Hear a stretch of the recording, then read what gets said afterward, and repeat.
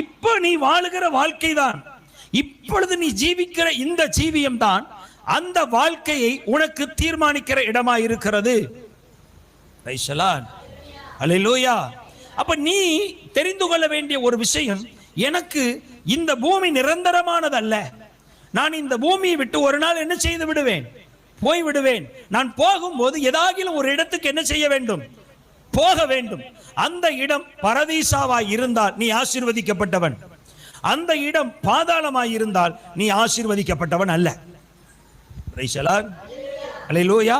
ஒருவேளை இன்று உங்களுக்கு உங்களுடைய ஜீவியம் முடிந்து போகிற நாளாய் இருக்குமானால் நீங்கள் எங்கே இருப்பீர்கள் என்கின்ற கேள்வியை எழுப்பி, ஒருவேளை அந்த ஸ்தலம் எனக்கு கிட்டாது என்று உங்களுக்கு தோன்றுமானால் ஆண்டவரிடத்திலே நீங்கள் ஒப்புரவாகி அவருடைய இரத்தத்தினால் கழுவப்பட்டு பரிசுத்த ஆவியை புதுப்பித்து அவருடைய பிள்ளைகளாக இன்றைக்கு உங்களை ஒப்பு கொடுத்து விடு.